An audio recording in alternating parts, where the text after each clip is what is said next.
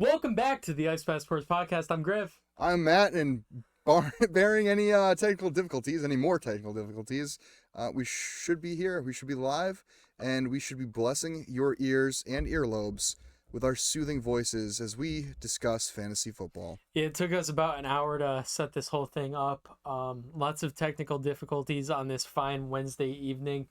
It's been a rough one. This is the preseason for Ice Bath. Just like how, you're shaking off the rust in the preseason of football, this is the preseason Ice Bath where we're, smoothing out all the kinks. Very true. So episode 1 of season 3, we went over our top quarterbacks and wide receivers. Today we're going to go over the running backs and the tight ends. This is a very exciting one because I think these positions are a lot deeper than people think. Yeah, I think we got to start with the tight ends. Let the people wait and listen for the running backs, because the running backs are kind of I've always thought that the running back position is the highlight of fantasy football, because especially in today's game where you have a lot more receiving involved in the run game. Yep, totally agree. So what we're gonna do for tight ends, we're gonna go over our top 15. We're gonna explain like 15 through, I guess, like 6 a little in depth, and then the top 5 we're gonna kind of just run through, and then we'll explain running backs when we get there. Just because towards the end, a lot of those guys are very interchangeable. A lot of it comes down to preference. And at the end of the day, a lot about the top guys anyways. So, yeah, and we'll be talking about these guys all season. Yeah. So, you'd rather know the lower ranked guys now and who has, high upside versus low upside, high ceiling, low floor. You get the gist of it. I think we should jump right in. Who's your number 15 tight end, Griff? My number 15 tight end is Cole Kmet. I have Dalton Schultz at 15. All right. He's with Houston. I know some people didn't know that last year, so he's still with Houston. He had a pretty big year last year, but that offense got a lot better. And I don't know if there's going to be as many opportunities, but I am higher on Dalton Schultz than you are. I'm not going to spoil it. I'll talk about him when we get there on my end, but yeah. Yeah, I Schultz last year, respectable year for a tight end. 59 catches, 635 yards, 5 touchdowns. That's about average production. I'm looking now, anything above that's you're falling into a tight end 1 range. He was just pretty consistent last year. He is going to get you, a few catches, 30, 40 yards, maybe a touchdown. I think having the upgraded weapons in Houston helps him a little bit. It'll give him more looks, more opportunities, but he will evidently fall as the number 4 option. Yeah, receiving wise, I do think he's going to get a lot of red zone looks. Yeah, but that comes down to, do you value a tight end, 2 versus a wide receiver 4, right? Because they're essentially putting up the same production. They're receiver 4 on their team is falling like receiver 6 range. But what were your thoughts on Cole Kmet? Why do you got him at 15? Cole Kmet, I have a little lower than you do. It's just peeping over at your screen over here. I think with the Bears getting a better offense and more weapons as well, I think that's going to hurt Kmet more than it's going to help Schultz in his case. Mm-hmm. I do think with a rookie quarterback, I know they do like to go to tight ends quite a bit. Yeah. But I think especially Caleb Williams, he's going to build an early connection with guys like DJ Moore, a veteran like Keenan Allen, and obviously his other rookie in Rome Odunze. So I think Kmet's a little lower for me, especially because they also brought in DeAndre Swift, who could be a threat in the receiving game as well. Mm-hmm. Just for those reasons, I have him pretty low. I wouldn't be surprised if he finishes towards those tight end 1 numbers though. Yeah, this confirmed my suspicion with Cole Kmet. I'll talk about him in a little bit. He finished the year strong last year, but he was very inconsistent up until week 12. Yeah. It was very boom or bust every week, which at the tight end position isn't necessarily a bad thing. But yeah, I'll go a little bit more in depth in a second. I have Brock Bowers at 14. Okay. I have Pat Freiermuth. For those of you that I have Freiermuth as my 16th ranked tight end, so just outside the top 15. For those of you that don't really follow the offseason that well, Brock Bowers was highly regarded coming to this draft. Probably the best tight end prospect we've seen since Kyle Pitts, if not better, because Bowers is a little better in the blocking game. Mm-hmm. He's essentially projected to be the next George Kittle. Yep. The Raiders drafted him, even though they drafted Michael Mayer in the second last year. Didn't exactly understand or love that pick for them, but he's still going to be a playmaker. I think he will be a top receiving option on that team. But I have him a little lower just because I got to take a rookie tight end with a grain of salt. I feel like it usually takes 3 to 4, or in David Njoku's case, 6 seasons for tight ends to develop. And even Kyle Pitts, highly regarded prospect, and he hasn't really put together that great of a season, since being drafted. That was a perfect segue into my number 13. So I'm not even going to talk about Pat Freiermuth just because he's just kind of there. Number 13, I have David Njoku. Hey. I do feel like this is probably a little low from where Njoku's going to end up. I think when I've been doing a lot of mock drafts in fantasy, Njoku's still been there around the 9th, 10th round. Mm-hmm. And he's kind of like one of those lower tier tight ends that people are snagging for their roster. Would not be surprised if he finishes as a top 5 tight end this year, though. Mm-hmm. Like you said, I mean, it's taken him quite a few years, but he kind of broke out last year, finishing as I want to say he was just outside the top 5, right? Yeah, he was number 6 tight end last year, I believe. Yeah, so I mean, I could see him. Deshaun Watson's there. He's certainly one of the quarterbacks of all time. But I have a feeling touchy subject. Yeah, very. Literally. I have a feeling that they'll build a pretty strong connection pretty early on. And I could see Njoku having another big season, but I am a little lower on him than I am some of these other tight ends, so that's why I was just kind of low. Yeah, and my 13 is Cole Kmet, who we were literally just talking about. I'm not going to spend too much more time on Cole Kmet. He's the number 3 option on that team. He's behind DJ Moore and Keenan. Actually, number 4, I forgot about Rome Odunze. So again, same deal as Dalton Schultz. I do like Cole Kmet. I'm sorry, not Dalton Schultz. Brock Bowers. I do like Cole Kmet a little better though. Or no, I'm sorry, it was Dalton Schultz. I'm all over the place. I do like Cole Kmet better than Dalton Schultz though. Just because I think Kmet has a higher upside, and you look at the quarterbacks. You have C.J. Stroud going in his second year. Cole Kmet has Caleb Williams thrown to him, and rookie quarterbacks. I'll say this every year. Frickin' love their tight ends. I don't understand. I think it's maybe because they're a safety blanket over the middle. But I feel as if tight ends just always succeed when there's a rookie quarterback in town. But moving on to number 12. Yeah, I got Dalton Schultz.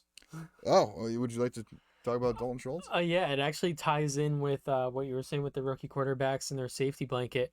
Last year, that was kind of Dalton Schultz for C.J. Stroud there. Yeah. And I think now Stroud really trusts him. Oh, that's true. Yeah. And knows that he's a guy that he could turn to if, Nico Collins, Tank Dell, and Stephon Diggs for some reason are all clamped up. But like I said, I do think Dalton Schultz is going to benefit in the red zone, and I think he's going to score quite a few touchdowns this season, which is why I'm a little higher on him than you are. Yeah, my number 12 is another guy that is in an offense that has a lot of weapons. He's probably the number 3 option on this offense, though, and that's Dallas Goedert. For my Philadelphia Eagles. After hopping Dallas to select Dallas in Dallas, Philadelphia was, hoping that Dallas Goedert was going to play a larger role in this offense than he has. That was going back to 2018, and Goedert has been consistently above average. He definitely excels in the blocking game just as much as the receiving game. But I think as long as he can string together a healthy season, he's going to be just fine. In 14 games played last season, he put together 59 catches, 592 yards, and 3 touchdowns. So kind of similar to Dalton Schultz. Again, I mean, this is a guy that's used just as much in the run game as he is in the passing game. He's like George Kittle. He can receive and he can block. I think Philly high-powered offense. He's going to get looks. He does every year. I just don't think he has the ceiling that the 11 guys in front of him do. That's fair. My number 11, I have Brock Bowers, and you already talked about him quite a bit, but if I think if he was anywhere besides Vegas, I think I'd have him pushing top 5 going into the season. Yeah, yeah. I mean, he's definitely going to be a force to be reckoned with. Yeah, I already said my piece on Bowers. It's unfortunate that he's in that Vegas offense. Yeah, 100%. Although, have you seen the Vegas tight end room? I mean, it's Bowers, Michael Mayer. Who else do they have? I believe they also have Harrison Bryant, who I think is a very underrated tight end. Uh, yeah, Harrison Bryant. It's a solid tight end room. I'd argue to say that's might be top 3 tight end room in the league. I mean, yeah, it's kind of hard to I mean, well, go against that. I mean, Michael Mayer, I'm still very high on. yeah, It's just unfortunate that he's in Vegas. right, right. My number 11 is Jake Ferguson, who this is a little lower than I've seen him going, but I do think Jake Ferguson's gonna have a really big year. He had a really solid year last year. 71 catches, 761 yards, 5 touchdowns. He's in Dallas, and CeeDee Lamb, obviously that whole contract situation's going on. Let's be honest, he's gonna resign. Is he though? He's gonna resign. He's gonna Is get. Jerry gonna pay him? Yeah, Jerry's a senile old man. he'll do whatever he's told to do. Yeah, no, I mean, come on, it's your best player that you've had since. I mean, I don't even know. I mean, well, you have Micah Parsons, pretty darn good too, but I mean, CeeDee Lamb is better than Dez Bryant was at his peak. Yeah, 100%. CeeDee Lamb's a top receiver in the league, arguably the top receiver. He's gonna get resigned. Anyways, yeah, Jake Ferguson is probably the number 2 receiving option over there. I think Brandon Cooks in his old age is kind of taking a few steps back. A few too many hits to the head from Malcolm Jenkins in the Super Bowl, and I think Jake Ferguson is again a safety blanket, like you were saying. About who was it? Schultz. Yeah, I think Dallas. In Dallas, I think Dak has a good rapport with Ferguson. Yeah. So I just think he's going to continue to build on that. I'm with you. Going into our top 10. Heck yeah. I've got Dallas Goedert at number 10. And I'm not going to talk about him much because you're the Eagles fan and you kind of hit the nail on the head. I just am a little higher because I think the Eagles offense takes a giant step forward from what we saw towards the end of last year down the stretch. And I mean, you get a full healthy season of Dallas Goedert. I think he's going to do big things in that offense. And when they are not running the tush push on the goal line, I think he's the guy to go to in the red zone. Yeah. See, my thing here with Dallas, Goddard, not Cowboys, is exactly what you just said. He's in line to do big things this season. He has all the talent in the world, but I feel like every season we're always saying he's going to take that next jump, and we never see it. It's always underwhelming production from him. You know, whether that be from injuries or, you know, just a lack of targets. I just feel like I'm just disappointed with him every single season. So I did drop him a little bit because of that. Yeah, that's fair. I have TJ Hawkins is my number 10. I don't even have him ranked. Really? Yeah. This was a guy that I believe he finished as the number 1 tight end last season, correct? I believe so. Hawkinson. Oh, no, Laporta probably. Oh, I'm sorry. Hawkinson was number 4 tight end last year. But last year in 15 games, he had 95 catches, 960 yards, 5 touchdowns. He was a top 5 tight end last year, and he only had Kirk Cousins for first half of the season. The rest of the season, they pieced together who was that quarterback. I think he's still so talented, and can actually produce. There's a glaring issue with him, though. He's totally injured. And he's going to... They said they expect him back anytime in the first half of the season, which could mean he's going to miss 2 games. He's going to miss the first 8 games. And that's kind of the gamble you got to take. It's bleak, right? Yeah, but we have 2 weeks until he's gonna be, or until the start of the season. So I mean, even if he is gonna sit out till week 2, week 3, hell, even week 4, this is a guy that it didn't matter who was that quarterback from last year. He still finished as a top 4 tight end. He didn't even play all 17 games last season, and I mean he was pretty consistent down the stretch. Like he was a consistent like 10 points plus Well, almost every week in when he's PPR. back, he's probably the number 2 option on that team.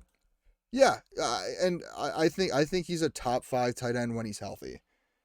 And So I I totally agree with that. I'm just avoiding him at all costs this year just because I have no idea how long he's going to be out for. okay. And I don't know if I want to waste a pick on a tight end that is going to miss potentially significant time. We just have no idea. Yeah, I mean I have him ranked as my number 10 tight end. So, if I go heavy receiver and running back early on, I'm looking for a tight end down the stretch, and we're looking at uh let's say the 10th round or so, and he's on the board.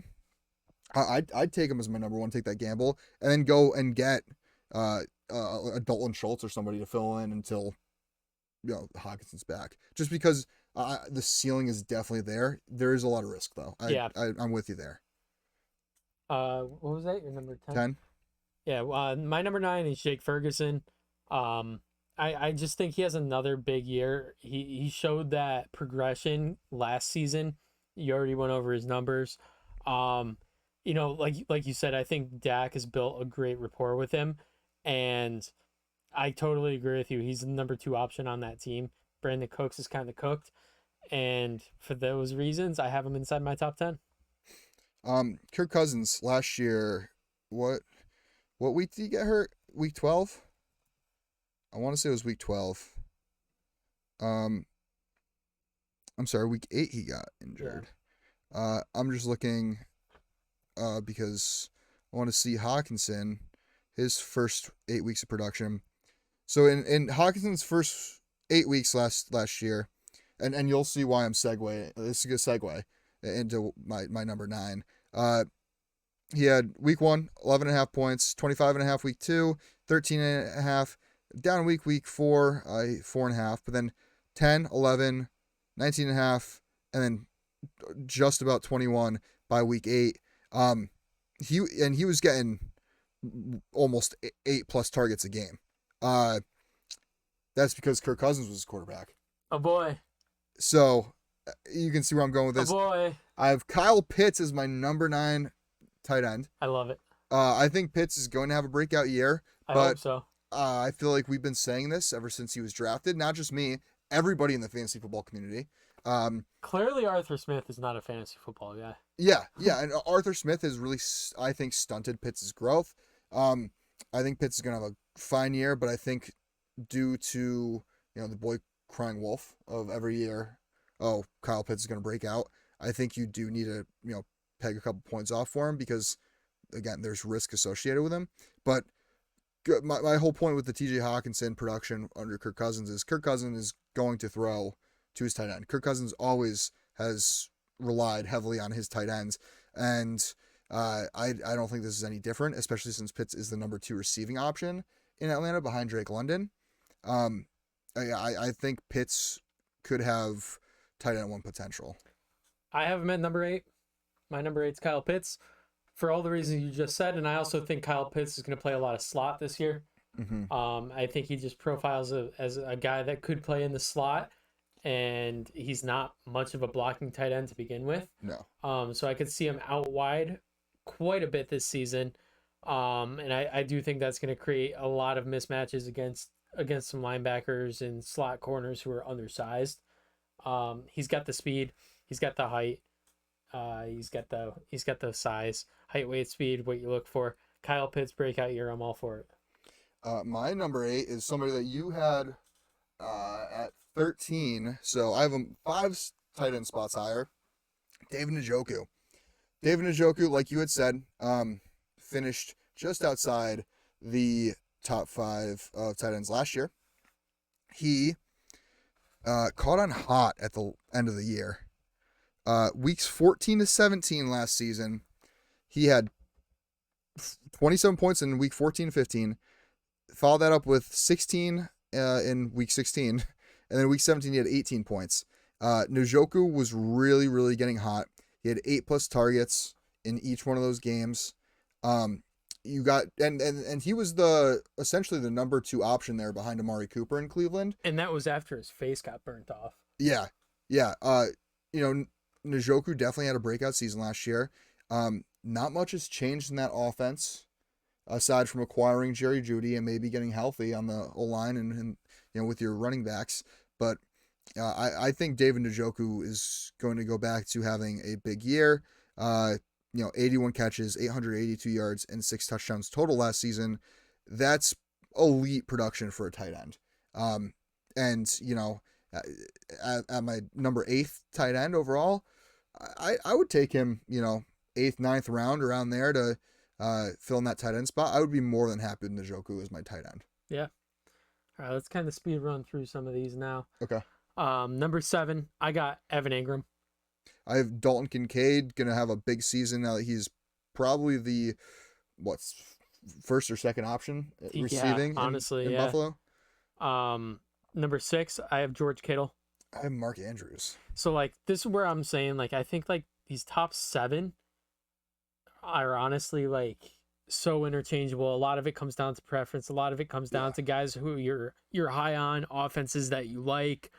That's kind of where I base my rankings off of.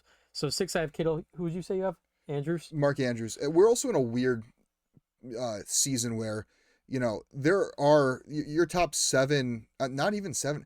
I think your top, or at least my top 9 guys, I could see all these guys finishing as the tight end 1. I totally agree with you. Andrews, I just want to say real quick, I would have him higher, but I just feel like he's always hurt. I know.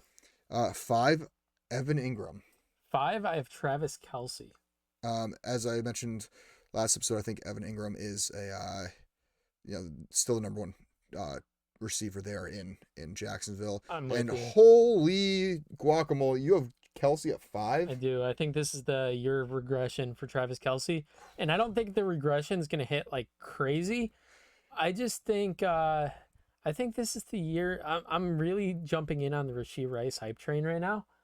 And I think he gets a lot of the targets this year. You are. Well, who put you on that train as of last week's episode? Yeah. Travis Kelce, I think the off-the-field distractions are going to finally kick in. I think he's towards the end of his career. And we saw some regression last year, and then playoffs came around, and he was elite again. Yeah. So I don't even know what to think. I just have him at number 5 just because I want to be different. That's what it comes down to, honestly. I respect it. That is my one worry with Kelce this season is all the off-the-field distractions. Yeah. He's just so much in this big spotlight now. Yeah, it's so different for, a tight end, honestly. You don't see tight ends or, non-quarterbacks really having that huge spotlight on them. And I think he's under a lot of pressure to perform. And it's not that he can't do it. It's just that can he do it under the extreme pressure now? Yeah, you're right. He was slowing down last season, but then he got to the playoffs and he was moving really swiftly. And if he's there in the 3rd or 4th round, I'm gonna say you belong with me, and I'm probably gonna draft him. I have Trey McBride as my number 4 tight end. Number 4, I've got Dalton Kincaid. Okay. I do believe he's the number 1 option in that offense, and I think he gets a lot of touches. I think Volume's key. I think McBride is going to be the 1A, 1B with Marvin Harrison Jr. to start the season. Yeah. I think he's going to be Kyler Murray's safety blanket. I have George Kittle at 3. Was Kittle the tight end 1 last year? He was very high as well.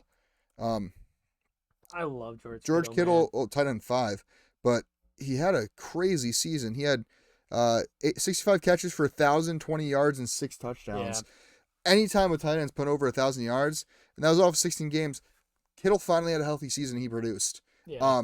I think as long as if you can tell me right now Kittle's having a healthy season, sign me up. I think he's just has such a motor and such a drive that he can turn any play into a touchdown, and it's not because of his speed. Yeah, I totally agree. My number three is Mark Andrews. Just like it comes down to the fact if he stays healthy or not. If he stays healthy, I think he could finish as the tight end one easily. Hmm. But he's yet to prove that in like the last couple of years, so it's kind of hard to trust it. But all the talent in the world, just a massive guy and makes the plays. I have Travis Kelsey as my tight end two, and yeah, until you're the top guy till you're not. Yeah, And Kelsey still finished what his tight end two last year. Um, he still had a solid year. He put up 93 catches, 984 yards, 5 touchdowns. A tight end putting up 20 yards short of 1,000 yards, and we're saying it's a down year. yeah, That's how incredible Travis yeah, Kelsey has been over the last 6, 7 seasons, yeah. especially in fantasy. Um, you know, please let him fall to the fourth round because Travis Kelsey's still going to get those looks. He's still the number one option in Kansas City. And I think Kansas City has a stronger receiving core now than they did last year, which is just going to open up more looks for Travis Kelsey. I The only reason I don't have him at number one is because of the off the field distractions. And I know that might be kind of mean, but, uh, so be it. My number two is Sam Laporta.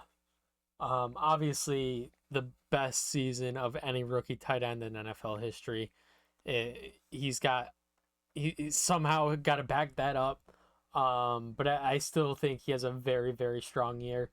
I don't know if he'll put up the same numbers as he did last year, maybe slight regression off of that just because it was just an incredible season, but I could see him putting up big numbers again. Um, you have him as your two? Yeah. Funny. I have Laporta as my one. The thing with Laporta is, he had an incredible season as a rookie, and that is the one exception to what I said earlier about tight ends usually not having big rookie years. Laporta proved us all wrong. He was a diamond in the rough, and he killed it, man. But he also got the volume: 86 catches, 889 yards, 10 touchdowns. He was the clear number two option in that offense. Yeah. Amon-Ra, obviously the one. But I don't see anybody challenging him for more of a target share this season. JMO hasn't shown me anything, astounding. And who else do they have? Donovan Peoples-Jones. Yeah, give me a break. I think Laporta is the front runner to finish his tight end one once again. He has that rapport with with Jared Goff, and he's continued to get better over the offseason. I would take Laporta off the board before any other tight end. Yeah, that's fair. My number one's Trey McBride. Okay. I'm jumping out all over the Trey McBride hype train. Like you said, to start the season, him and Marv are probably going to be 1A, 1B. I think the Cardinals are going to be solid, especially on offense this year.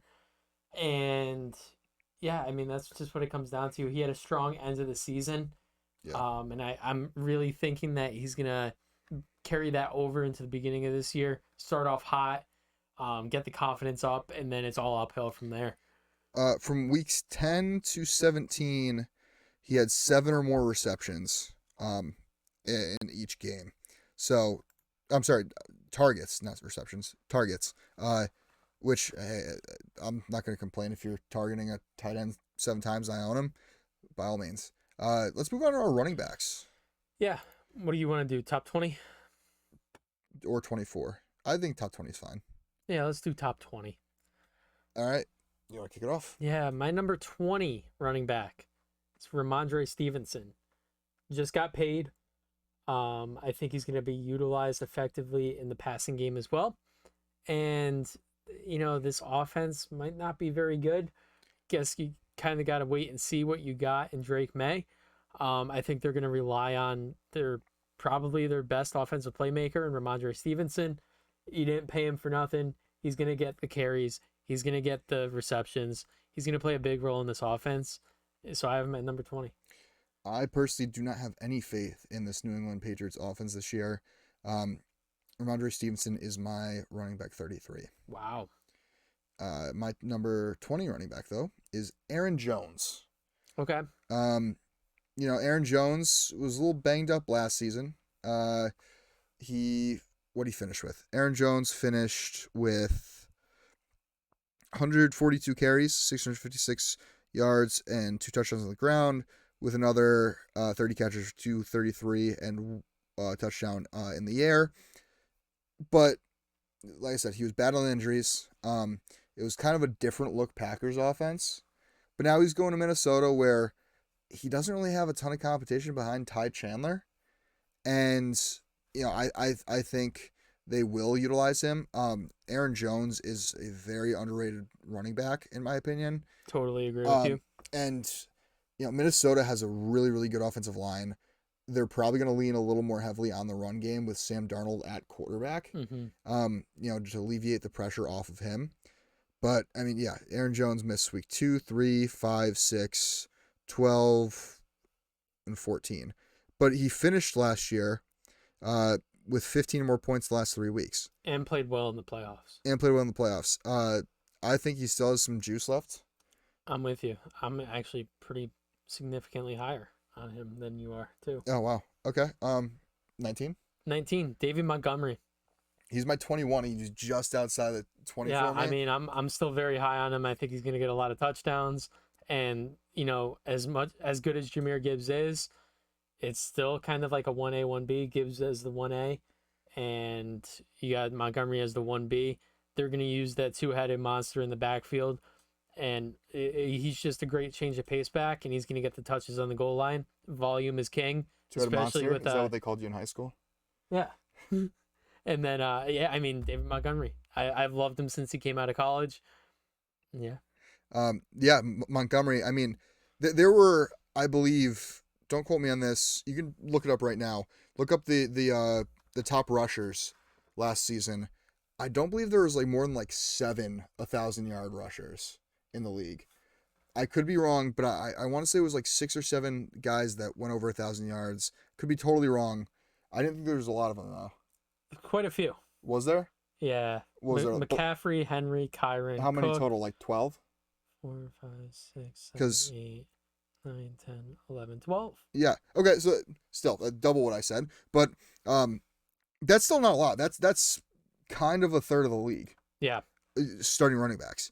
Now David Montgomery is behind the best offensive line in the league. He is in a split backfield. He's fighting with Gibbs for carries. He still had 219 carries, went over 1,000 yards, and had 13 touchdowns. That's elite production. If Jahmyr Gibbs wasn't in Detroit and it was just David Montgomery, he would be a top 5 running back in fantasy. I'm with you. I do think Jahmyr Gibbs taking away, that a lot of that receiving production is going to hurt. But I do want to give an honorable mention to David Montgomery just falling outside of my top 20. We're on 19. This is a guy that I think is going to have a monster year, and that's Zamir White. Now, Zamir White, you're looking at his production last year.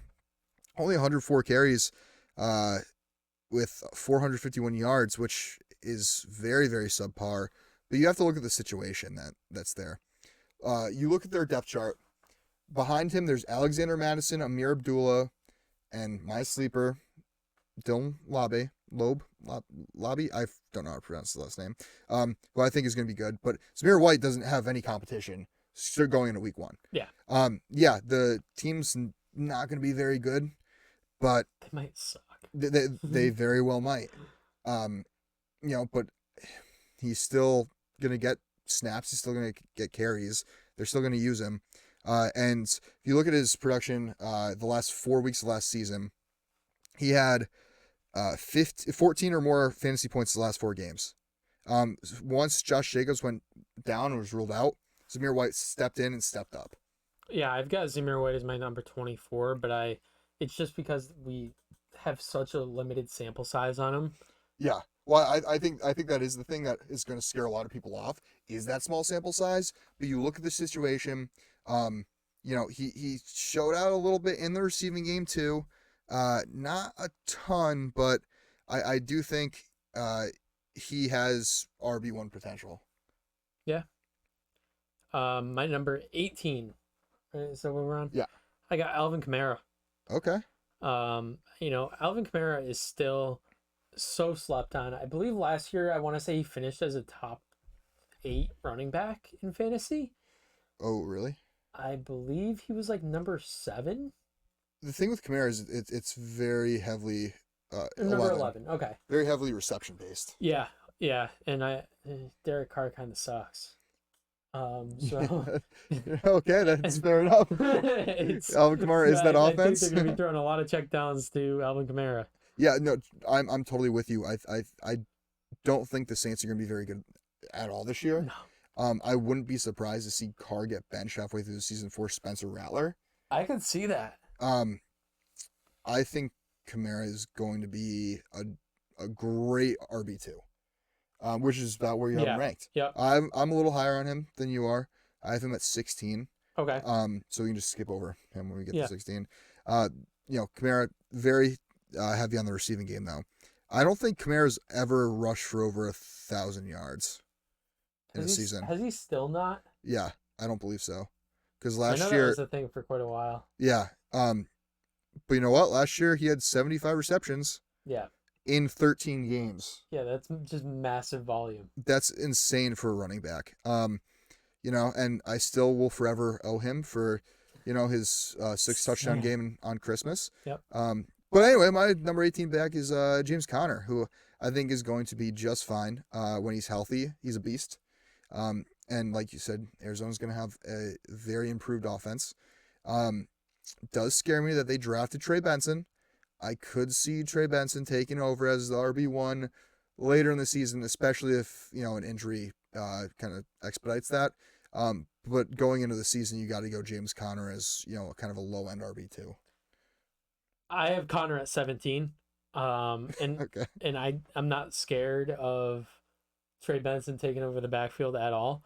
Last I heard that the Cardinals were not as impressed with Trey Benson, in that some Cardinals beat writers were saying that if anything were to happen to James Conner, the RB1 over there would be none other than Jets legend Michael Carter. Oh, wow. Okay. Conner did run for over 1,000 yards last season in 13 games. Yeah. So just insane production once again. And that was your 17? Yes, sir. My 17 is Joe Mixon.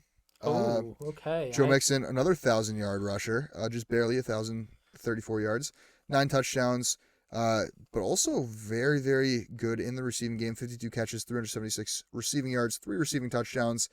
Mixon, I feel like, had one of his best years last season.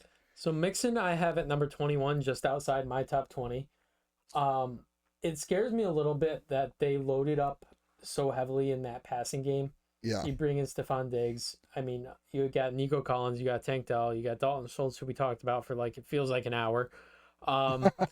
Joe Mixon, I just think they're going to pass a lot. And he's realistically the 5th option in the passing game. Yeah, but he's the number 1 option in the rushing game. And C.J. Stroud's not a mobile quarterback, which means he's going to get all those goal line carries. And he still is pretty good in the receiving game, as I just pointed out. I think Mixon is going to be treated as a workhorse back there. And, I think he has high upside. He was the number 6 overall running back last season. I think he could finish as a top 10 back once again. I do think the change of scenery is a little scary for me, though, because Cincinnati was so invested in Mixon, and I felt like oftentimes force fed him the ball. Yeah. Now he's going to kind of have to earn his keep in Houston. But another guy that I don't think he has much competition, Dameon Pierce, has been dog water. I was really high on Pierce too. I was really hoping he stand out for them. But Pierce is their number 2, and then they have Dare Ogobogo Wale. Whose sister is a better athlete than him? Yeah. Enrique. Shout out WNBA. I think Mixon could definitely be a threat. Yeah. What number are we on? Well, 16? we're to women. Jesus. Okay. He had the one scandal. Are we on 16? Yeah. Yes. I've got Kenneth Walker. Oh, really? Okay. Kenny Dobbs. Kenny Dobbs. I don't know. Seattle, I don't know if they're going to be very good. Yeah, they're a weird team, man. I could see them going 11-6. I can see them going 6-11. I just don't. I don't know. I just think Kenneth Walker is just like a middle of the pack running back, and that's good enough. I have him just outside an RB1 ranking, and I think that's kind of where he's projected to finish. He finished his RB19 last year. So I think 16 is a fair spot for him. You know, they do like Zach Charbonnet quite a bit too. Yeah. And they utilize both backs. So I don't really see Kenneth Walker sneaking into that top 12 as an RB1 value, but I think he's one of those higher end RB2s. So I already talked about my 16. That was Kamara. I've Kenneth Walker at 15. Um, I couldn't agree more with what you said. He had 905 yards off of 219 carries last season. And where was it? 8 touchdowns, right? Yeah, 8 touchdowns. He wasn't as involved in the receiving game as I thought he would be. But just to put it into perspective, 219 carries. He had 905 yards, 8 touchdowns. While David Montgomery off 219 carries had 1,015 yards, 13 touchdowns. So if you're looking purely based on production, maybe they're in the same category, but I do think Kenneth Walker provides a threat in the receiving game. I think Kenneth Walker, this is going into his 3rd season now. Yeah. I think Walker has very, very high upside. He's a guy that, like, if it's coming down to Kenneth Walker, Joe Mixon, James Conner, I really like Walker's upside, which is why I have him ahead of them. I think Charbonnet, could be a threat, but I don't think Charbonnet really showed me all that much last year to say he was gonna, fight for that RB1 spot or even reps from Walker. I've always been high on Kenneth Walker, and this year's no different. I mean, I have him in the same range as you do, just one position higher. I think he could finish as a top 12 running back. But again, that's gonna rely heavily on how Seattle finishes. Yeah. My number 15 is Aaron Jones, who you already talked about. I do think, like you said, with Sam Darnold at the helm now, they rely heavily on the run game. And Aaron Jones, I believe, now that he doesn't have A.J. Dillon to steal carries from him every single season, every single game, I'm so sick of hearing the name A.J. Dillon as a guy that's so invested in Aaron Jones in dynasty leagues and whatnot. Aaron Jones, I think he's going to have a great season in Minnesota.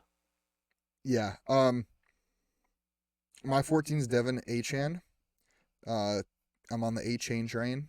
I think Miami, you're looking at a team that is going to be a lot more run heavy than people think. Oh, yeah. I mean, we saw it last year, but I think they're going to lean even more into that run game. Mike McDaniel, that's just the kind of coach he is. He's going to think of all these intricate blocking schemes that he can. We just have no idea who it's going to be. Right. But I think Achane, he's 22 years old. He's super fast, and we saw with the small sample size we had of him last season, how effective he could be. He only had 103 carries. But off those 103 carries, he had 800 yards and 8 touchdowns. Yeah, I mean... He also added 27 catches for just under 200 yards and another 3 touchdowns receiving, and that was all behind Raheem Mostert, who had like 21 touchdowns. The only thing that scares me, and I am a little higher on HN than you are too, and I know a lot of people are higher than where I have them. The thing that scares me is that 8 yards a carry is not sustainable. No, and, it very much is not. And he only played 11 games last season. Yeah. But again, 800 yards and 8 touchdowns in 11 games. I'm sorry, almost 1,000 yards and 11 touchdowns if you count his receiving production. I just have a feeling Raheem Mostert is going to get a bulk of the carries, and he's going to get all the goal line touches.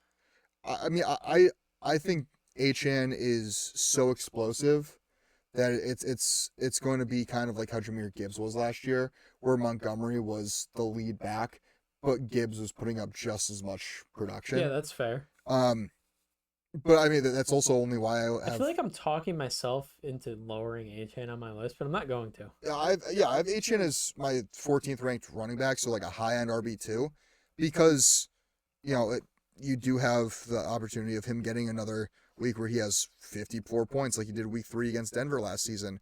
But then there's also the chance he's going to have, not great games like 4 points against Dallas. He was very, very inconsistent. He was very boom or bust. That's why I don't view him as an RB1 just yet. That's fair. My number 14 is Josh Jacobs. Change of scenery, definitely needed. We saw last year he was not very good. Regressed quite a bit, didn't really look explosive. Also battled injuries, especially at the end of the season. Yeah. I think with a change of scenery, he has a solid year in Green Bay. I think him and Aaron Jones have very similar seasons in their new homes. Yeah, I mean Jacobs he's kind of a guy that no matter how bad he is, he kind of just sticks around towards the top because he feels like he has a game every season where he breaks off 180 yards and scores 3. But I think he's gonna he's gonna be the workhorse back. I don't really see AJ Dillon stealing a bunch of carries from a guy like Josh Jacobs, but you never know. AJ Dillon's too busy playing Farm Simulator. That is also true, but he was last year too, and still ended up as their RB1. So who knows? I mean, dude's already in Wisconsin. How much more of a farmer do you want to be? But yeah, I mean that's where I've got Jacobs. I'm higher on Jacobs than you are. But it's a lot higher. My number 13 is Rachaad White. Now Rachaad White got off to a really slow season last year. He's also my number 13. This is perfect. Oh, nice. He sucks. No, I'm genuinely serious. He kind of sucks. No, he's definitely not the most efficient player, but he was getting such a high volume last year. Is insane, and who's gonna steal carries? Bucky Irving. Right. Who I am a fan of, but I am too. And Rachaad White is utilized so well in the passing game, especially Baker Mayfield loves him in the passing game, to where you gotta have him ranked as a high end RB2 or a low end RB1. He's just not good. Yeah. So he didn't really do all that much. He was very inconsistent up until week 7 of last year. But from week 7 to week 11, he had 15 or more points, peaking at just under 28. He had week 12, he had 14 points. And then, week 13 to 16, he had 19 plus every week. This is a guy that it's one of those situations of he's a workhorse back. There's not many of them left in the league. And there's not a lot of competition, even though he's not efficient. And I do blame a little bit of that on the Bucs O-line. Yeah. Was not good at all last year, especially in the interior. Yeah. I do think Rachaad White is going to get the same production the same amount of carries. I think we will see similar production. Yeah, I'm with you on all of that. I just don't think he's good. Anyways, I mean, he was the running back 4 last year. That's insane to me. Yeah. I can't stand him. Number 12, I've got Devon Achane. We already talked about him. I gave my concerns and why he may finish lower. But he's got the big play potential and could definitely finish higher. So who knows? We got 12? Yeah. Mine 12 is Isaiah Pacheco. I'm not as high on him as others. I'm high on him. I think he's going to be just fine. I mean, he was very solid. He was last year when he played, finished as number 15th ranked running back in 14 games played. He had 935 yards, 7 touchdowns. Wasn't really involved in the receiving game much. I think he's going to be fine. I mean, he's in Kansas City.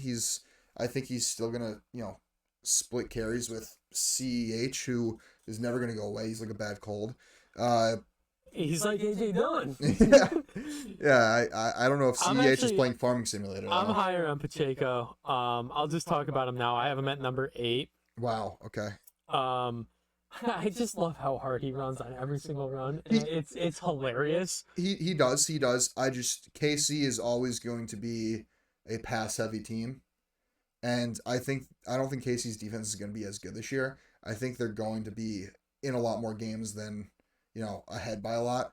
I don't think they're going to be running the ball as much as they did last year. Although he had all that production in only 205 carries. So he was effective. I'm just not very high on Pacheco. Well, I am. I have him as a low end RB1.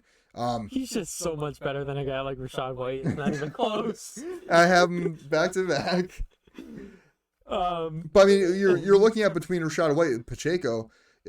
Rachaad White had 67 more carries, Yeah. and essentially the same stats. Oh no, actually White had more production in the receiving game, but Yeah. uh, yeah, I mean I think Pacheco's just fine, but he's not flashy, and if he's my running back, I'm not excited about it. All right, that's fair. Where are we at? Number 11. 11. 11. I have James Cook. I also have James Cook. Oh, very Huge nice. James Cook fan here. Yeah, me too. I'm actually keeping him in a league. He's my third keeper. Last year, 237 carries, 1,100 yards, 2 rushing touchdowns, Which is crazy. I mean, 40, Josh Allen just running. 44 catches, 445 yards, 4 touchdowns in the receiving game. Like you just said, you beat me to it. Josh Allen's going to take those rushing touchdowns away from him. Yeah. So you do lose that touchdown upside, but he's very, very good in the receiving game. He's an effective runner, and Cook actually didn't do most of his damage until halfway through the season when Joe Brady got promoted to the offensive coordinator. But he remains the offensive coordinator. I think James Cook is going to remain a great running back option. Yeah, and I mean, his value I think is much higher going into this year because he's honestly, you could argue, the number 2 option in that offense in the passing game. And in PPR leagues, I mean, that's just massive. Having a guy that is going to get that many targets as well as bury teams on the ground, whether he's punching in touchdowns or not. I mean, if he's going out there with 17, 18 carries, close to 100 yards, and then has like 6 catches for another 50 yards and a touchdown through the air or something, Yeah. I mean, that's RB1 production right there. So, So you want to hear an oxymoron? sure. Running back that finishes the 12th overall running back last season, but only had 2 rushing touchdowns. James Cook. Is that an oxymoron? Yeah, because it's a contradictory statement. He was top 12. I don't even know what an oxymoron is, so. I had to look it up. He was a top 12 running back. He finished as. He only had 2 rushing touchdowns. Imagine what the damage he would do if he got more, attempts at the goal line. But you just got to let James cook. All right, number 10. Yeah, I have Derrick Henry. Wow. Actually, that's not far off where I have him. I have Travis Etienne. Okay. Uh, Where do I have ETN? Oh, okay. I'm not too far off either. Derrick Henry going over to Baltimore. I mean, obviously Lamar is going to do it with his legs too, but Henry, no matter where he goes, I heard a stat like his yardage production or something like and touchdowns correlated to winning. So when the Titans were winning games, he was putting up 1,000-yard seasons, 15 touchdowns, whatever. Baltimore's going to be good, and they're going to rely on that run game. I mean, Gus Edwards had almost 1,000 yards last season. Yeah. That's Gus Edwards. You were talking Derrick Henry, who 100%. who still got it. I'm with you. That's why I have Derrick Henry as my number 8 overall running back. Henry is he's in an offense where there's not going to be as much pressure on him because you have a mobile quarterback, the most mobile quarterback in the league, and you're behind a top, we'll call it 10 offensive line in the NFL, going from a bottom 5 offensive line to a top 10 offensive line. Henry is going to have a monster year, in my opinion. I think he is going to go out there. I very well think he's going to rush for 1,400, maybe 1,500 yards, and probably 10 to 12 touchdowns, which isn't too far off from last year. 280 carries, 1,150 yards, 12 touchdowns on the ground. Not too much in the receiving game, but that's just not his game. I think Henry, I have him a little higher than you. My number 10 is Etienne. Etienne finished as the number 3 overall running back last year, which is crazy. Yeah, especially because down the stretch, he wasn't very good. Yeah, no, I mean, well, he was okay, but I mean, he did a lot of his damage weeks 5 through 8. Yeah. And then had a couple games here and there. It's just the Jacksonville Jaguars offense doesn't blow me away. They have a lot of options, as I said last year. A lot of quantity over quality. I think Etienne is going to be a fine running back. I have as a low end RB1. You can't ignore that he was a 1,000-yard rusher last year. 11 touchdowns, and he was active in the receiving game, 58 catches, 476 yards, receiving touchdown. I think he's going to be just fine. But again, just like Pacheco, I'm not super excited if he's my RB1. Yeah, I've got him at number 7 actually. Okay. Slightly higher. I feel like they regressed a little bit on offense. Brian Thomas could be very good, but we just don't know yet. Yeah. I think ETN's going to be very crucial in the receiving game for this team, and he's gonna be able to get it done on the ground. I do think they're going to be a mid team, but I don't know. ETN's just I feel like ever since he's came into the league, he's just been pretty consistent when he's gotten the opportunities. Yeah. Yeah, that's fair. We going into number 8? We're on number 9. Number 9. Oh, yes. I'm sorry. I have Henry as my 8. Number 9, you want to go? Yeah, I've got Kyron Williams, which is a little lower than some people. I just feel like with the addition of Blake Corum, I think Corum's going to have a bigger role in the offense, especially towards the middle of the season, than a lot of other people think. Not to say that Kyron Williams isn't going to be the lead back there. I just feel like once you mix in Corum and as well as the passing game with a healthy season out of Cooper Kupp, plus you got Puka Nacua, who broke out last year, and Matt Stafford, who loves to throw the ball and who they love to let throw the ball. I don't know if there's going to be as many opportunities for Kyron Williams as last year, although he's still going to produce. Yeah. I have Josh Jacobs as my number 9 overall running back. I think Jacobs. That's pretty high. Wow. Well, my reasoning for this is he was very injured last year. Although he played 13 games, he was really banged up. Yeah. Wasn't in the best offense. Just put over 1,000 all-purpose yards. But you go back to 2022. Yes, he did have a lot of attempts. He had 340 attempts, but he did put up 1,653 yards, 12 touchdowns on the ground, and 53 catches for 400 yards. That's a lot of touches. Yeah, so many. But I think he's going to a team that has a better offensive line, a better overall just offensive scheme. Matt LaFleur is, an offensive mastermind. Plus, he's technically on a 1-year deal. The other 3 were option years. Gotcha. So what that kind of tells me is that Green Bay might treat it as a 1-year deal and run him into the ground. That's true. I didn't know about those option years. Yeah. I was going to say Green Bay invested into the running back position by signing him, and we've seen what Josh Jacobs can do when healthy. He can be a huge force to be reckoned with. I think Josh Jacobs has incredible upside. I think he has top 5 upside, which is why I have him so high. That ceiling is just so tremendously high. And Green Bay, I mean, we know they like to run the ball, and who do you have besides, AJ Dillon playing Farming Simulator? Yeah.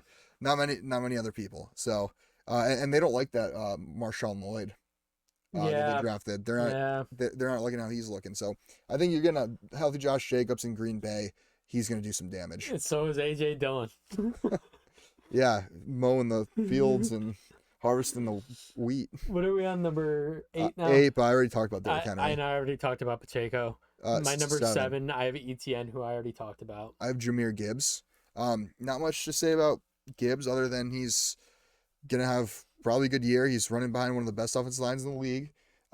He's not going to get a ton of carries, so he's not going to get a ton of wear and tear. Yeah. He only had 182 carries last season, but almost got 1,000 yards out of that. Less than 200 carries, and he had 945 yards, 10 touchdowns on the ground, and he had 52 catches for 316 yards and a touchdown receiving. And they kind of slow rolled him last season. Yeah. He didn't really get going until second half of the year. I expect Gibbs to have a huge season. I'd be happy with it as my RB1. Yeah, I've got Gibbs at number 6. And I don't know if he eclipses 200 carries. I think they're still going to be cautious with him, seeing that they also have David Montgomery, who's established himself, like we already talked about. Yeah. Gibbs is going to play a pivotal role in the receiving game. You got Amon-Ra, you've got Sam Laporta, and it's Jahmyr Gibbs. and there's not many linebackers that are going to be able to cover him. There's not many corners that have that speed to cover him. He's very elusive, and he's got good hands. We saw it at Alabama. We saw it last year at Detroit. I'm very, very happy if Jahmyr Gibbs is my running back 1. Yeah. My 6, I believe you talked about this guy already. Yeah. Kyren Williams. He only played 12 games last year. 228 carries, 1,144 yards, 12 touchdowns with 32 catches for 206 yards and 3 touchdowns in the receiving game. That production in 12 games, insane, especially since it came predominantly in the last 6 weeks. Yeah. Kyren Williams came back from injury.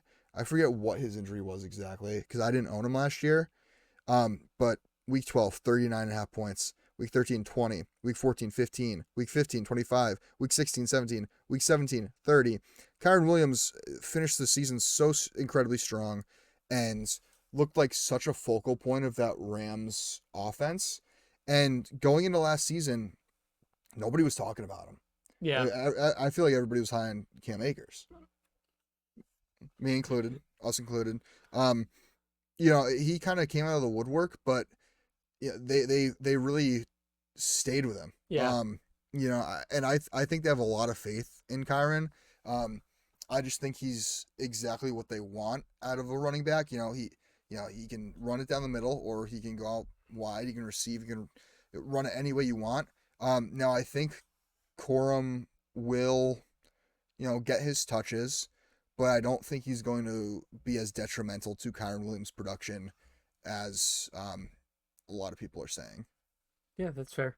All right, want to speed run top 5? Sure. I mean, I'm sure that we have the same top 5. Yep. Actually, I think we have the exact same order. Number 5, Jonathan Taylor. 4, Saquon Barkley. Yep. 3, Bijan Robinson. Bijan Mustard, baby. 2, Brees Lightning. And 1, CMC. Run CMC. Yeah.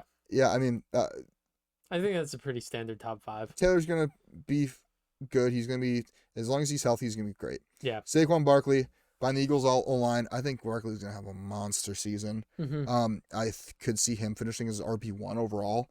I think he's going to be really good. And then I Bijan agree. Robinson, same exact thing. I think he's going to finish very high. Breece Hall and Christian McCaffrey. We saw what Breece Hall could do last season. Same with McCaffrey. McCaffrey's in a league of his own. Yeah. He's got to be first overall pick, in my opinion. I'm with you. So. All right, that's going to wrap it up. We went over an hour today. This might be our longest episode of all time. You're welcome. This was a good one. It was a really good one. Hopefully you guys enjoy it. Hopefully you take our advice. And if you don't and it fails, that's on you. And if you do and it fails, that's on us. No, that's on you. It's always on you. All right. We appreciate you guys tuning in. Be sure to check us out on social media at IcePath Sports on Instagram and TikTok, at IcePathPod on X, which we barely ever use. And you can check out the video version if you're not already on the IcePath Sports Podcast YouTube channel. We will see you guys in the next episode. And as always, stay cool.